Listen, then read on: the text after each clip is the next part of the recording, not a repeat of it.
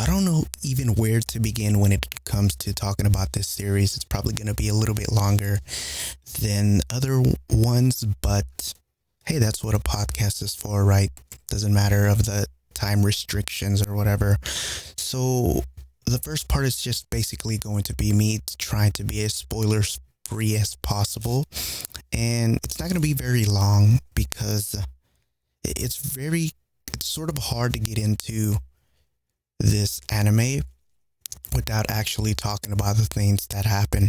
But like, if you've ever listened to any of my other quote unquote reviews, it's not really a review, since I'm not really good at that type of stuff. There's other people who are better at doing the analysis and the critical type of reviews that are out there online, whether it's YouTubing or podcasting. But yeah, I'm just, going with the flow and having fun with it, talking about something that I enjoy. And yeah, so initially I didn't watch this series and I was kind of put off by the animation. And that's one of the biggest reasons, honestly, why I didn't give it a chance. Like, I saw some pictures of it. I saw like clips from the trailer of it, but I didn't really give the full trailer a try. So I had no idea what it was even going to be about. I thought it was kind of like a really kids show.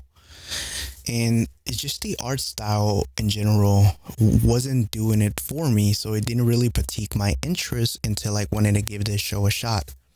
And that's one of the reasons why I just started watching this about a week ago, I want to say, and I ended up finishing it.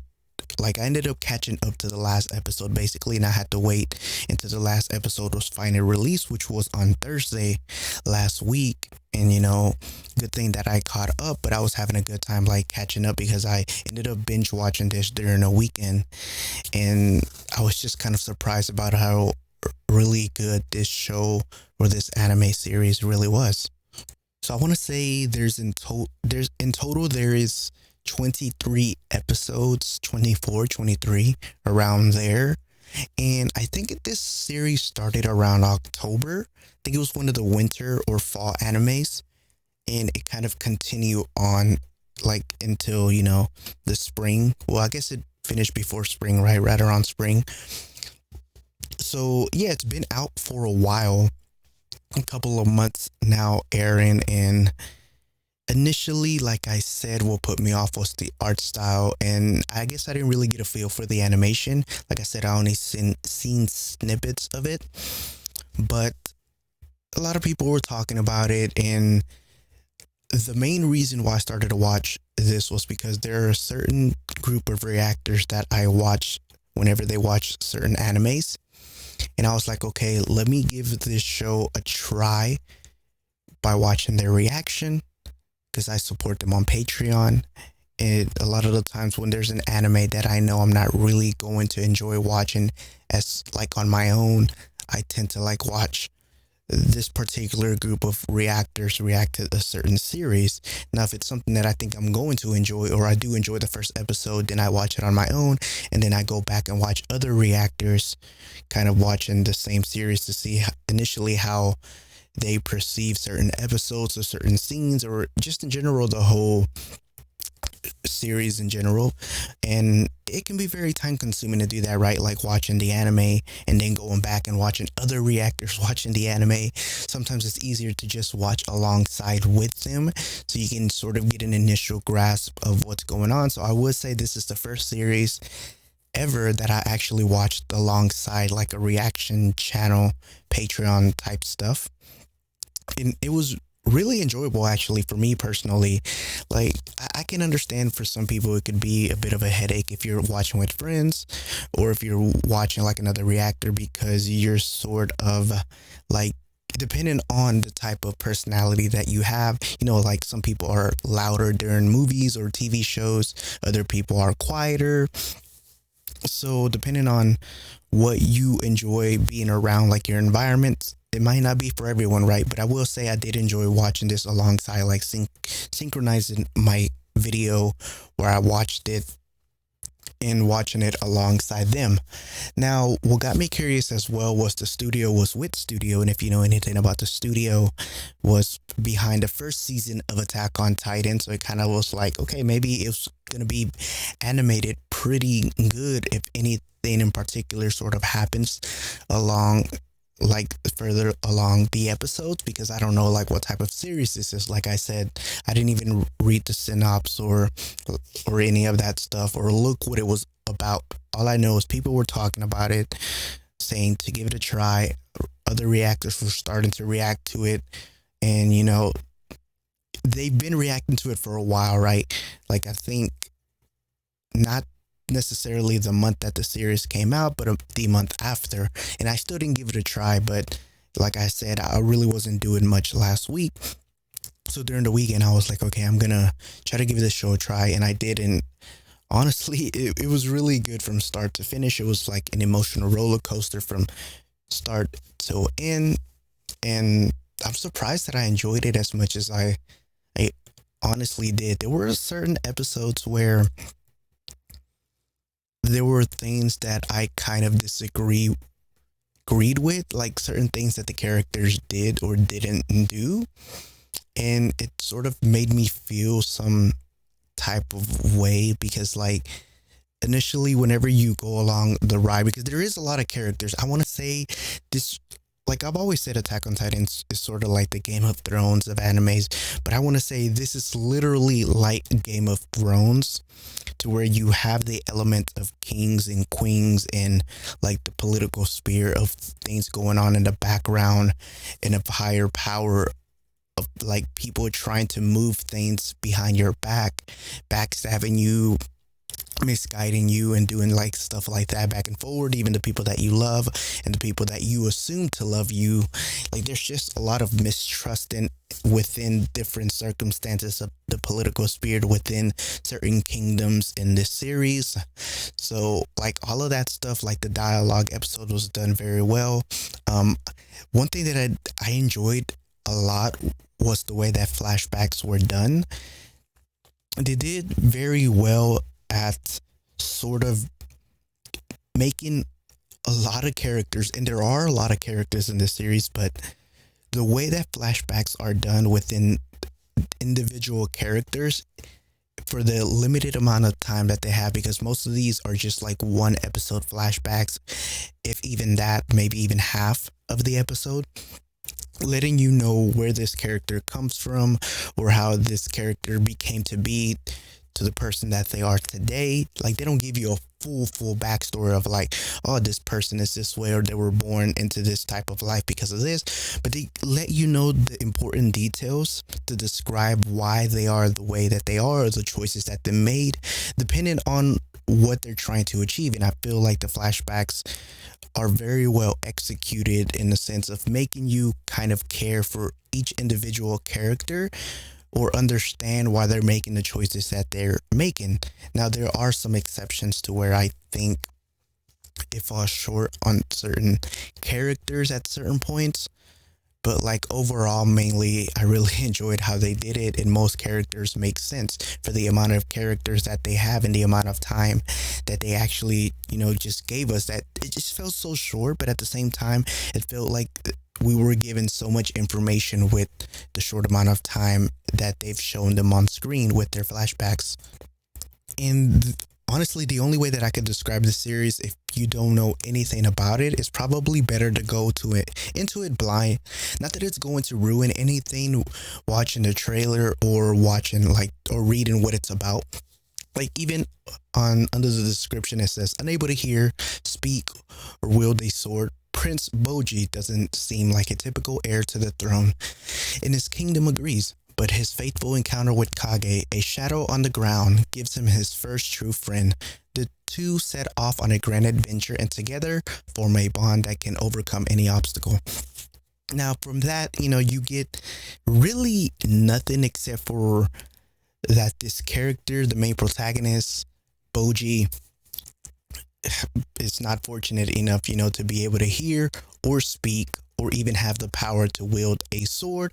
And you learn a little bit more about his character throughout the episodes, how he thinks, how he feels, the way that he acts and why he acts how he acts, and how he deals with these certain quote unquote disabilities that other people kind of see it from an outside perspective, when he's the one trying to like live in that actual reality of the things that he doesn't have, like other people are able to hear and see, right? Just like the real world, there's people who are unfortunately, for whatever reason, born into certain circumstances, or even have some sort of accident that may cause them to lose their hearing, to lose their sight. And I love the way that they touch on certain topics like that in this series, and the way that they empower them and actually show them to have a lot of strengths as well as weaknesses, just like every other average person, because that's what they are at the end of the day, except society sort of sees them as less than that for whatever reason, or sees them strange in the series, right? But I really love how they represent it, and the sign language that is done in the show. I think it's very well done. I think the characters are very, very well fleshed out. The music sort of reminds me of a video game. I will say this is the first time that a series kind of has like video game-ish type music. If I could compare it, it probably mainly reminds me of some sort of Zelda game, maybe like the Wind Waker. I don't know what it is, but a lot of the music just has like that vibe, which is not a bad thing. Now, when it comes to the art style, which initially put me off, it's not going to be for everybody, right? But I think that that's not really a reason not to give this show a chance, which is one of the things that I didn't give it a chance initially. But, at the end of the day, I was going to wait until it was completely over, and I was like, okay, I'll give it a try, see if I enjoy it, because that's usually what I do with animes that I'm not really interested in, but I still give them a chance after a certain amount of episodes have been released. But it's not like my first priority as to like, oh, I want to watch this first, with the limited time that I have. But even if you're not interested in the art style particularly, the animation nonetheless, it's very fluid, especially when it needs to be in certain scenes and in certain like there's a lot of moments to where it's animated so well that it makes it so funny, not because it's like action heavy in certain parts, but it's like dramatic things happen, and it's just funny the way that it looks so realistic that it's animated, but in the unique art style that it is. And I think it works really well whenever it has like the funny parts, or the funny episodes, or the funny scenes that are showing on screen, and it works really well with how fluid they animated.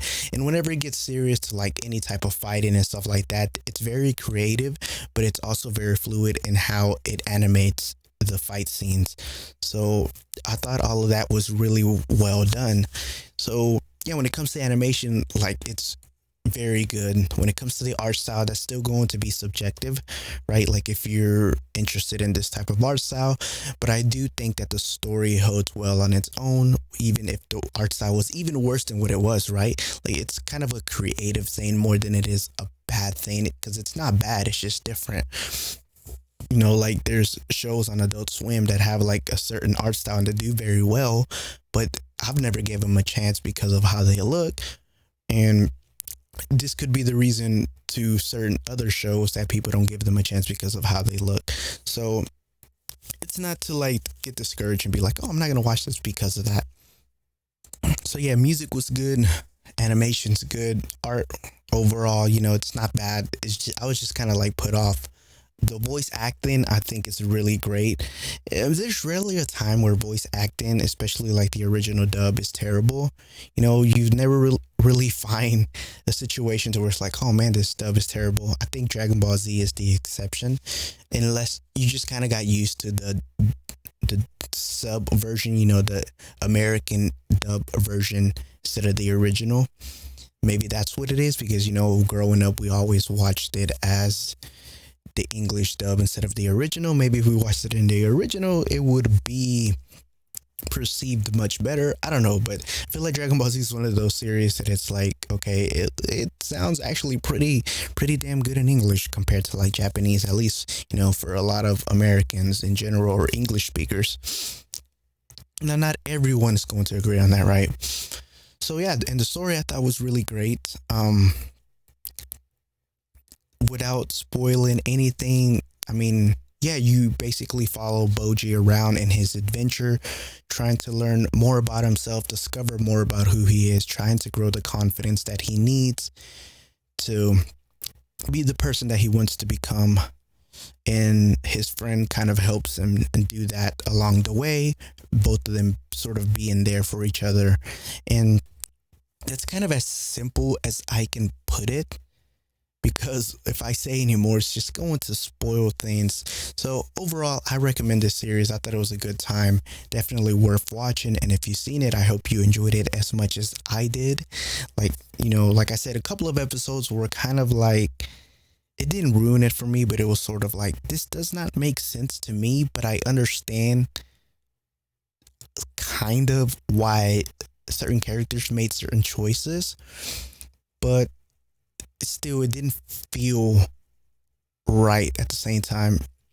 And I'll get into that in a minute when I'm talking about spoilers, because there's certain things that I do want to talk about that I really loved about this series. So overall, that's all I wanted to say. If you haven't seen the series, definitely go check it out before you listen to the rest of this podcast. And if you've seen it, well, then stick around if you're interested in talking about or hearing about my spoilers and my thoughts about certain episodes and certain scenes that happen in the show. So anyways, yeah, get into the spoiler part of the podcast. And I guess I'll add one more thing if you haven't tuned off, but certain characters or certain enemies did remind me of Cuphead characters for some reason. Like, if you've ever played Cuphead, the art style that they used when you're fighting the bosses, some characters, I don't know, it felt really scary, the way they were used in this series. And I thought it was very well done, but to me personally, it gave you that vibe of okay, this is some serious shit here. And when you see certain stuff, you'll know what I'm talking about if you haven't seen it. But yeah, that's the last thing I want to talk about, that, non-spoiler. But anyways, into the spoilers. Oh, so this is going to be a hard one simply because there are a lot of characters that I do want to talk about, certain things and certain choices that they made. But I guess we'll start with Boji, like the main protagonist, I want to say. And even though he's the main protagonist in this series, I will say that a lot of supporting characters or the other characters also shine. It feels that it's almost equally shown as much as Boji is. And the way that they're fleshed out, I think is very even amongst all the other characters. Game of Thrones had a lot of seasons to kind of flesh out each individual character, and you kind of think that some characters are going to live or some characters are going to die. And whenever you see the initial death of this one main character dying, you're like, oh shit, anyone can kind of die. But Boji is not really confident in himself. And one thing that I do like about this character is, whenever watching the first episode, it really broke me into tears, because seeing everything that he was going through in the first episode, and I was like, okay, this kid is really strong, or really doesn't care about anything. He doesn't care about what people think, because, people are laughing at him.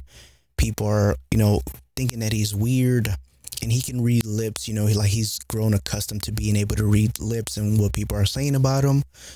And then you end up realizing he just puts on this kind of act or face in front of people so he can seem sort of very happy and happy going, basically, have that, smile on the outside, but you're really hurting on the inside.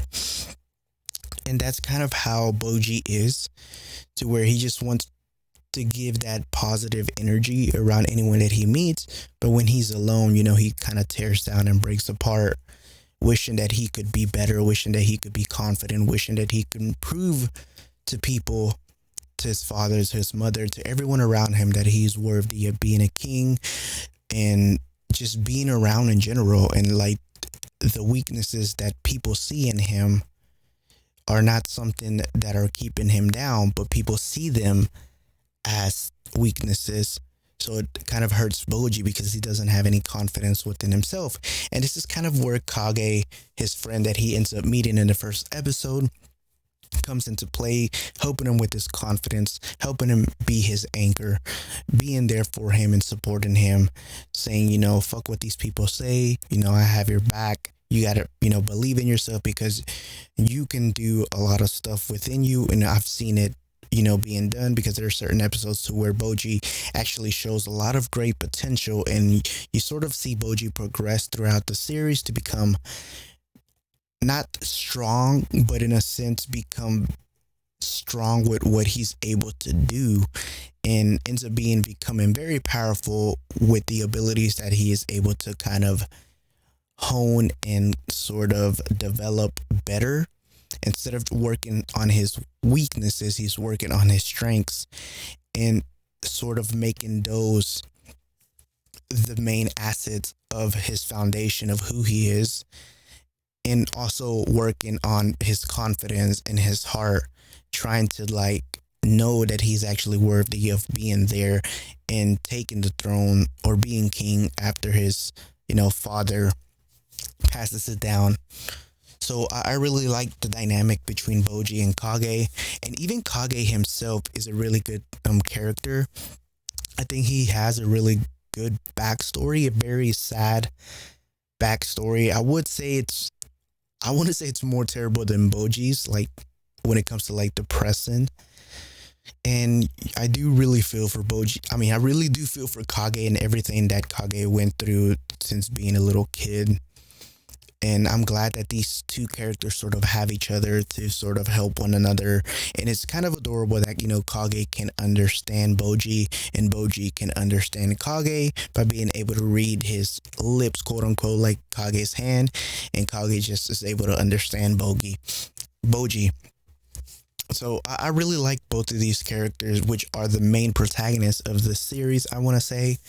And they're both really fleshed out very well. There are certain choices that Kage did make at the very end that I didn't really like. I understand why he made those choices, which is in particular, I want to say that the scene where Kage decided that he thought Boji probably didn't need him anymore. So Kage decided to leave without telling Boji anything. I understand that they're kids still, and maybe Kage just felt out of place and felt like Boji didn't need him because he had all this supporting roles now that he got to the place where he wanted to be at the end of the series. But Kage felt like he would just be holding him back. But I think the main problem was that Kage didn't say goodbye or didn't say anything, even though things ended up working out at the end of the series or the end of the episode. To me, it just made sense that Kage wouldn't do that. Like, I don't know, like, feel like even though Kage's very positive when it comes to his friend Boji, I just don't, it doesn't feel that Kage would actually leave in that particular moment, right? He would at least say goodbye, at least to me personally. I can understand why some people will leave, right? I've felt in certain situations at certain points in my life that it's like, oh, my friends would be, better off without me or whatever, let me just, get out of their way and stop being a burden. I mean, I've talked about this before in my other podcasts, when it comes to that stuff. So like that part makes sense, but the way that they portrayed Kage to be in the series, it didn't seem that he was that type or had that type of personality within him or those flaws within him to make those type of choices, because it didn't seem that he was like that. Now I could be wrong, maybe he was, and there wasn't that many episodes for him to be fleshed out, for every character to be fleshed out, right? Because there were a lot of characters here, but I still think they did very well, and that's not like a negative thing, but I'm just saying that to me it didn't make that much sense personally. Now, if I had to pick a favorite character from the entire series, And I don't know if this is just me, but if I had to pick one, it would definitely be Helen. I think that's how you pronounce it. I've heard people say it's kind of like Helen, like healing, because she's a healer basically. Like she has the ability to be able to heal. But she, like the first episode that I saw her, I think even the second episode, I was like, this person's a fucking bitch. And you realize that there's a lot more to play here than what they're showing us. And you end up seeing like flashbacks of what was going on, flashbacks of who was responsible for certain things. And I was like, oh, okay, so it wasn't her fault, and she was doing this and she was doing that. And she really, like, her character is amazing. That's all I'm gonna say. I really love their character.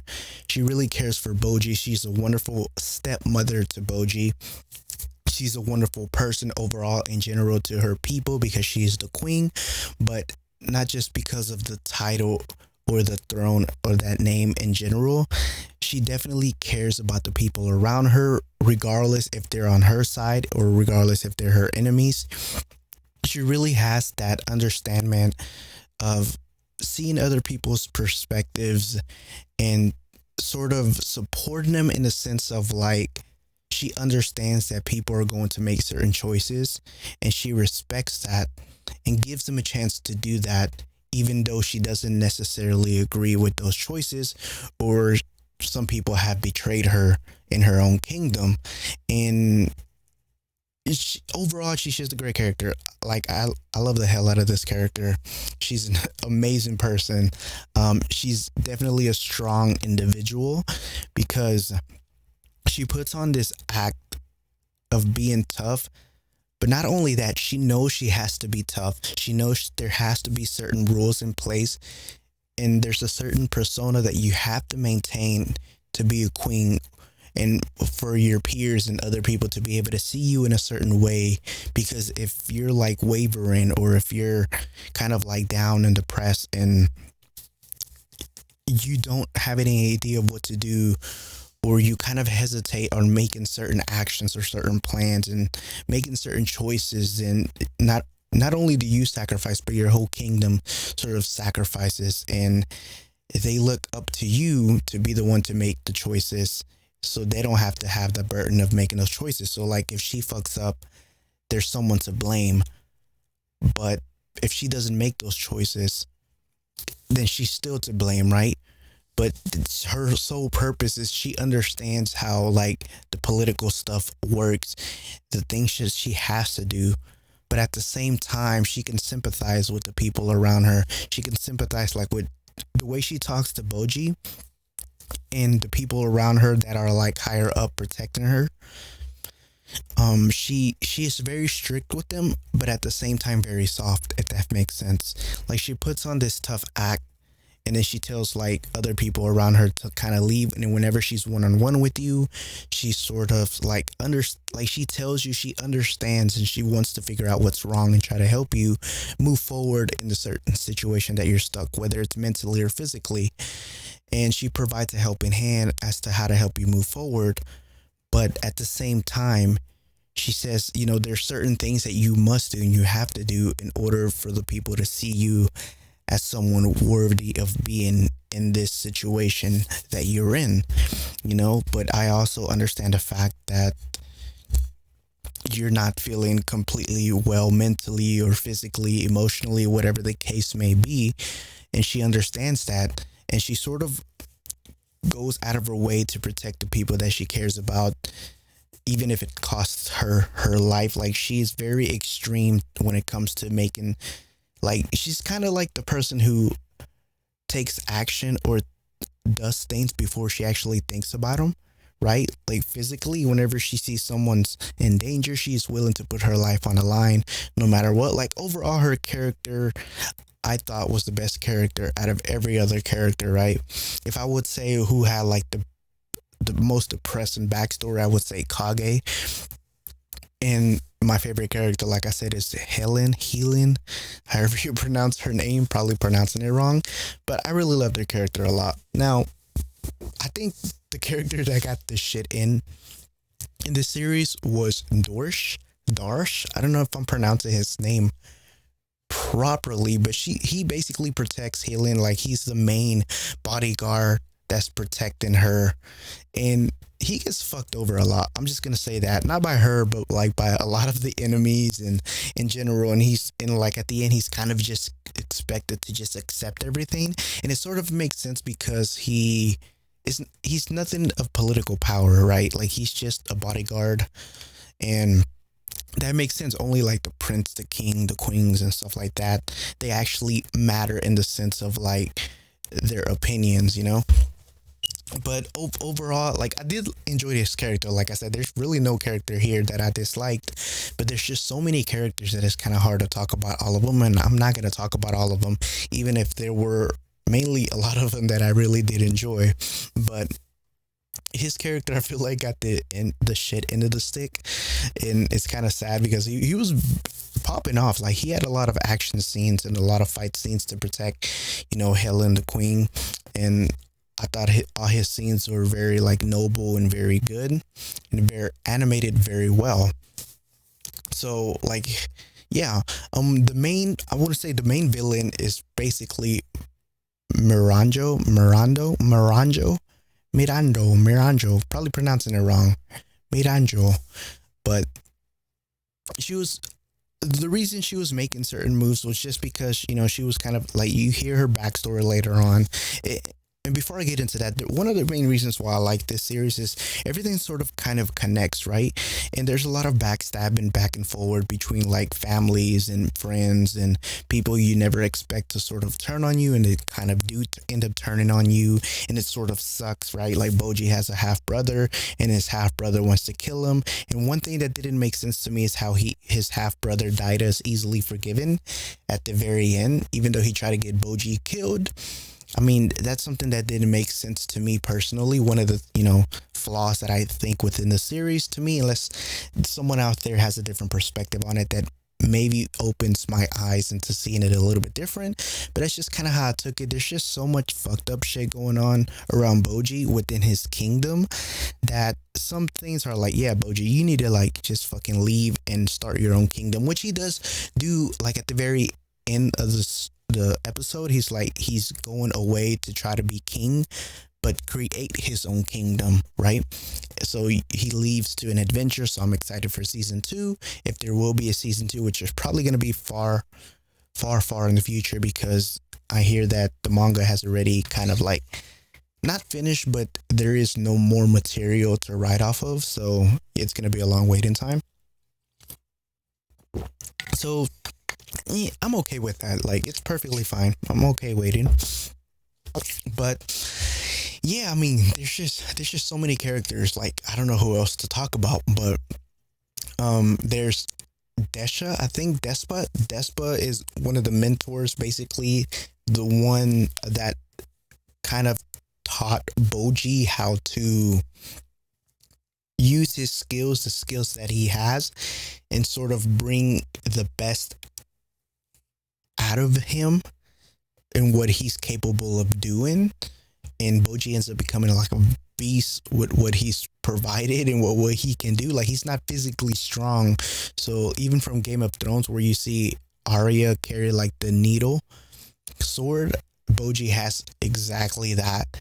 And I thought that was pretty cool of how he was using it, and the way that they explained that he was kind of taking down his enemies and stuff like that.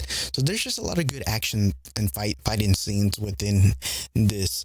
One thing that I wish they touched on, which is probably not in the manga yet, was Desha.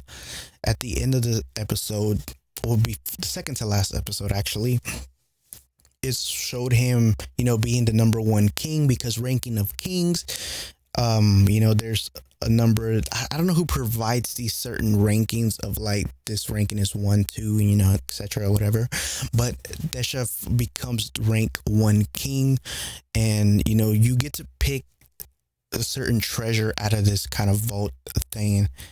And it didn't really show what he picked or what was going on. You kind of just assume, but I don't know, right? Like, they didn't really show him on the last episode.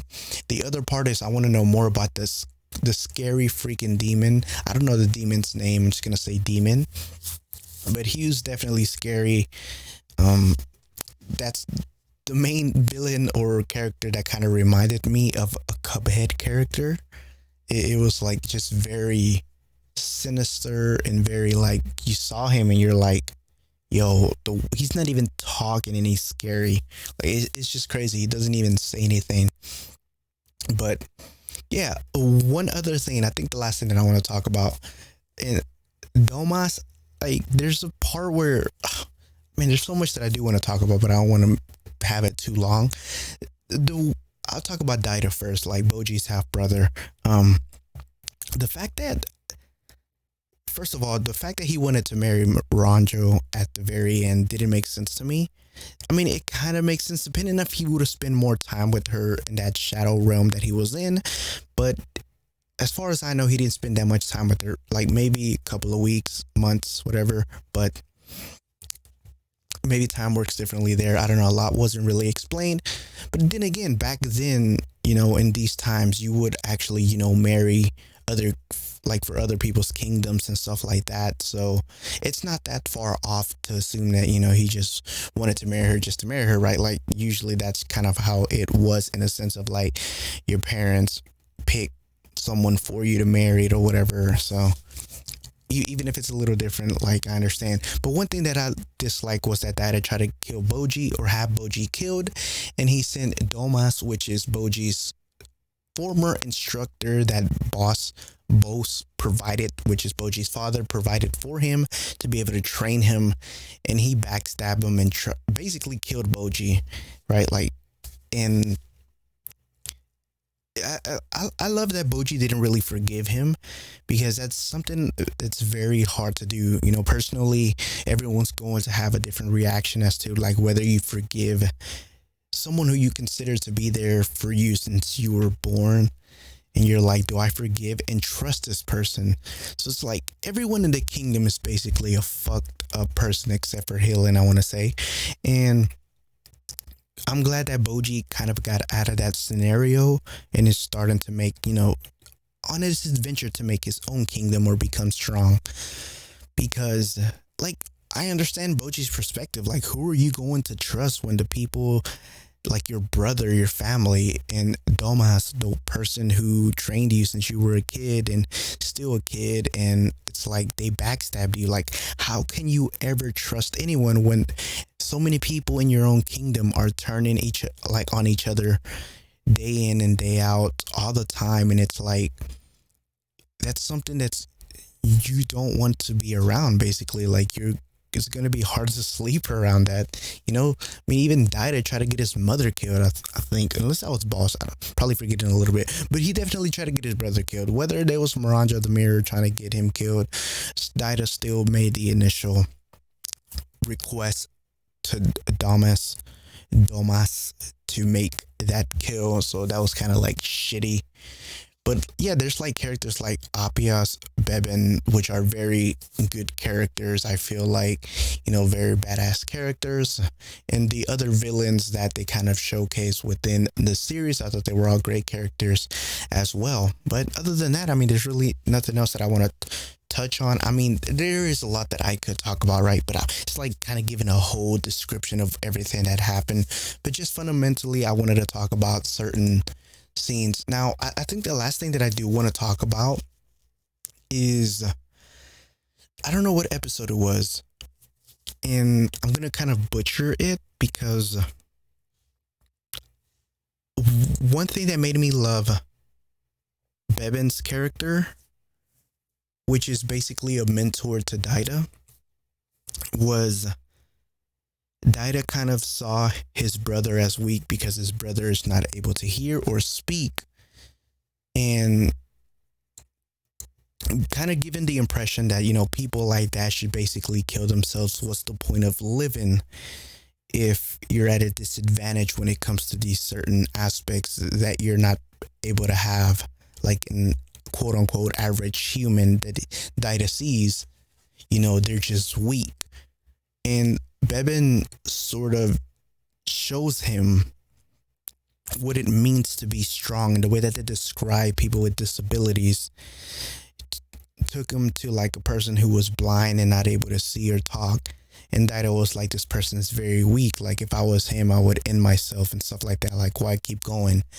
And the way Beben described and said, that's not weakness, that's strength. The fact that you're still moving through life, even with your disadvantages, and you make them your strengths, and you find other ways to survive, and you find other ways to live, makes you stronger than any other average human, because you're already at a disadvantage to begin with.